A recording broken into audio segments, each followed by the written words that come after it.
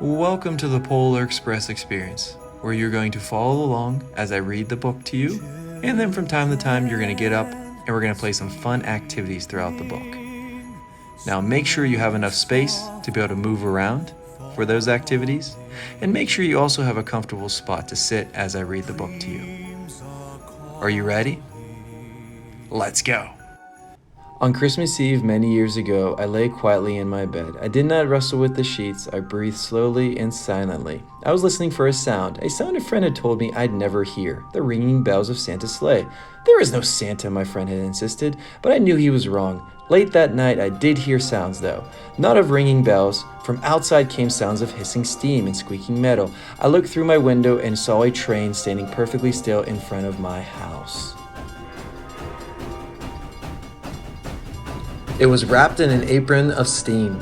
Snowflakes fell lightly around it. A conductor stood at the open door of one of the cars. He took a large pocket watch from his vest, then looked up at the window. I put on my slippers and robe. I tiptoed downstairs and out the door. "All aboard!" the conductor cried out. I ran up to him. "Well," he said. "Are you coming?" "Where?" I asked. "Why, to the North Pole, of course," was his answer. "This is the Polar Express." I took his outstretched hand and he pulled me aboard. The train was filled with other children, all in their pajamas and nightgowns. We sang Christmas carols and ate candies with nougat centers as white as snow. We drank hot cocoa as thick and rich as melted chocolate bars. Outside, the lights of the towns and villages flickered in the distance as the Polar Express raced northward. All right, it's time to get up. Game 1, your job is to move side to side and avoid the hot chocolate.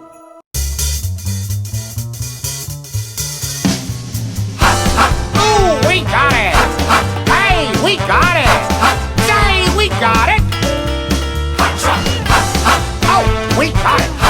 So, we got it! Yo, we got it! Here we've only got one rule. Never, ever let it cool.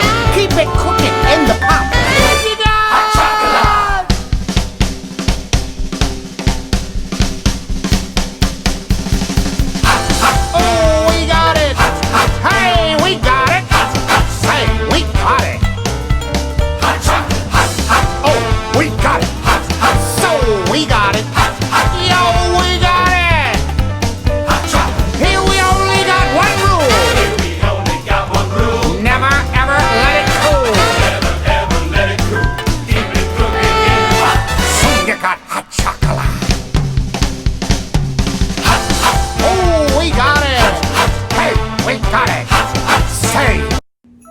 Go ahead and sit back down and rest. Let's get back to the story.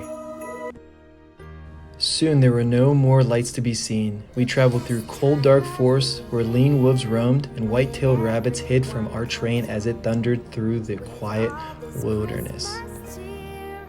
We climbed mountains so high it seemed as if we would scrape the moon.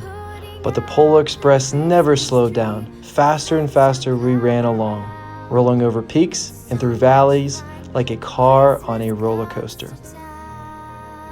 The mountains turned into hills, and the hills to snow-covered plains. We crossed a barren desert of ice, the great polar ice cap. Lights appeared in the distance. They looked like lights of a strange ocean liner sailing on a frozen sea. "There," said the conductor, "is the North Pole." The North Pole. It was a huge city standing alone at the top of the world, filled with factories where every Christmas toy was made. At first we saw no elves. They were gathering at the center of the city, the conductor told us. That is where Santa will give the first gift of Christmas. "Who receives the first gift?" we all asked. The conductor answered, "He will choose one of you." Time to get back up. This time you're going to watch out for the flying presents. You're going to duck and jump over them as they fly by you.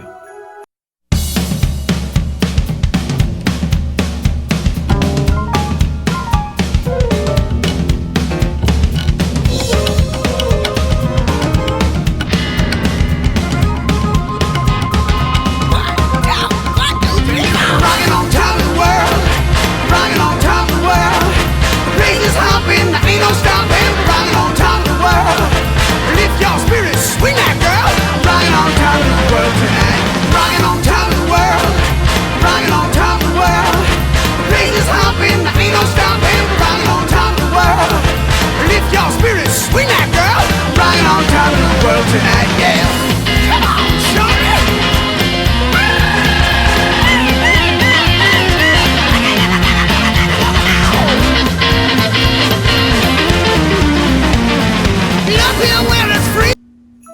Go ahead and sit back down and rest. Let's get back to the story.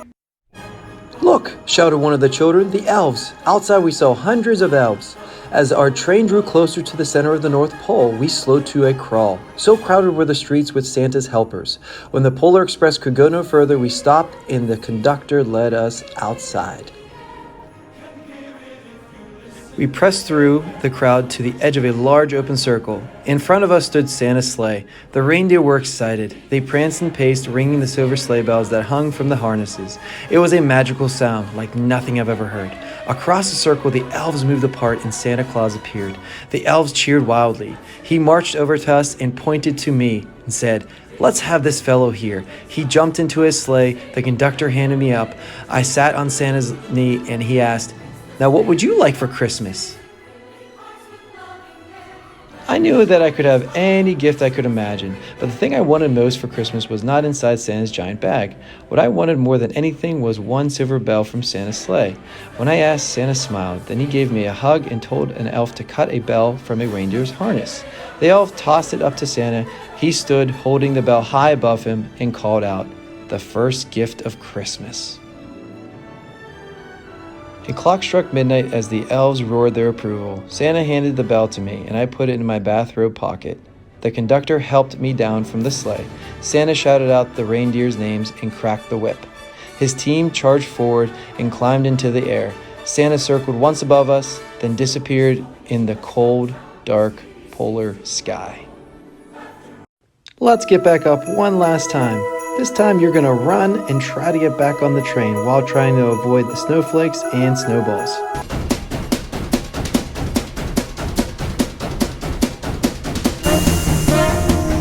All aboard! All aboard! Tickets, please, tickets. Well, you're coming? It's a magic carpet on a wheel. Never takes a rest. Flying through the mountains and the snow. You can ride for free.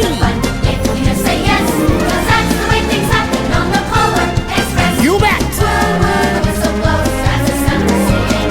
Ding ding, lowering. Golly, look at it go! Wonder if you'll get there soon. Anybody's guess. 'Cause that's the way things happen on the Polar Express. When we get there, we'll scream. Go ahead and sit back down and rest. Let's get back to the story. As soon as we were back inside the Polar Express, the other children asked to see the bell.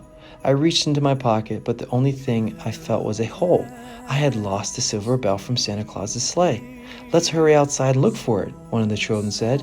But the train gave a sudden lurch and started moving. We were on our way home. It broke my heart to lose the bell. When the train reached my house, I sadly left the other children. I stood at my doorway and waved goodbye. The conductor said something from the moving train, but I couldn't hear him. "What?" I yelled out. He cupped his hands around his mouth. "Merry Christmas," he shouted. The Polar Express let out a loud blast from his whistle and sped away. On Christmas morning, my little sister Sarah and I opened our presents. When it looked as if everything had been unwrapped, Sarah found one last small box behind the tree. It had my name on it. Inside, the silver bell. There was a note. "Found this on the seat of my sleigh. Fix the hole in your pocket. Signed, Mr. C." I shook the bell and made the most beautiful sound my sister and I had ever heard. But my mother said, "Oh, that's too bad." "Yes," said my father, "it's broken." When I had shaken the bell, my parents had not heard a sound. At one time, most of my friends could hear the bell, but as years passed, it fell silent for all of them. Even Sarah found one Christmas that she could no longer hear its sweet sound. Though I've grown old, the bell still rings for me as it does for all who truly believe.